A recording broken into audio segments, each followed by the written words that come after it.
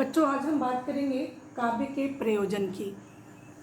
काव्य का प्रयोजन क्या है? ये एक बात ध्यान रखने की है कि जब भी कोई कवि कोई रचना करते हैं तो उस रचना के पीछे उनका कोई उद्देश्य होता है, उनका कोई प्रयोजन होता है कि वो पाठकों के साथ क्या बात करना चाहते हैं, पाठकों तक क्या उपदेश पहुंचाना चाहते हैं।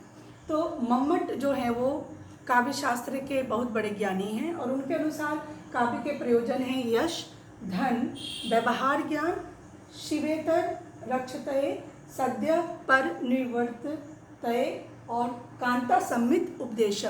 हम आज इसी 6 तत्व पर बात करेंगे।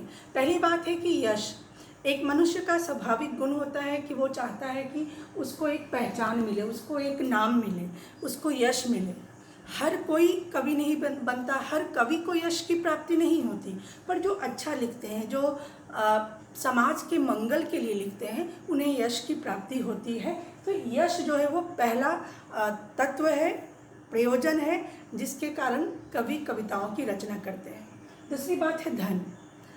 बहुत सारे ऐसे कवि हैं जो धन प्राप्त करने के लिए, धन कमाने के लिए कविताएं लिखते हैं। रीतिकाल की कवियों को याद कीजिए। रीतिकाल के कवि जो थे उसमें कुछ ऐसे कवि थे जो राजा के दरबार में रहते थे और राजा को खुश करने के लिए उनका जयगान करते थे, उनकी वीरता की कहानी लिखते थे।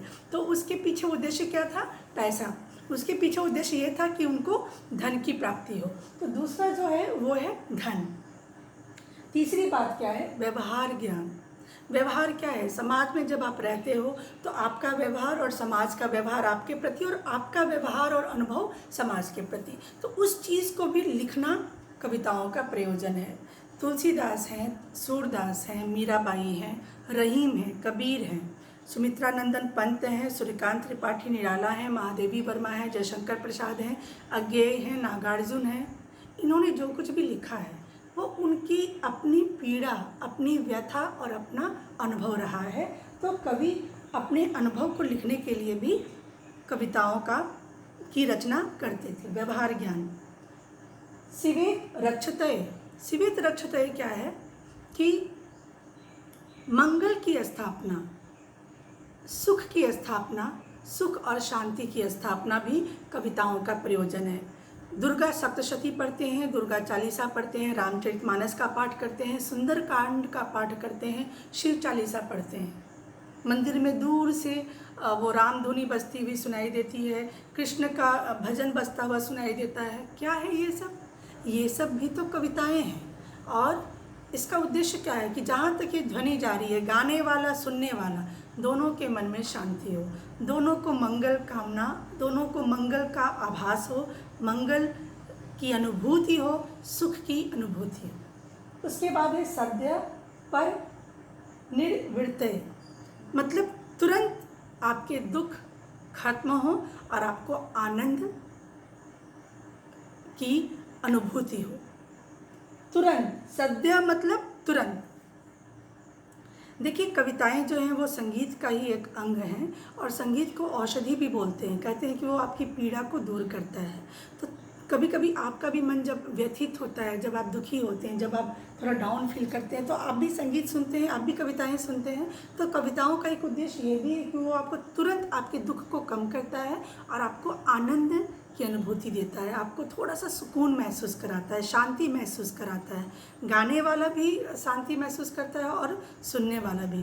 तो कविताओं का एक उद्देश्य, एक प्रयोजन यह भी है कि वो आपके दुख को तुरंत कम करे और आपको आनंद दे, आपको शांति दे, आपके मन को थोड़ा सा सुकून दे।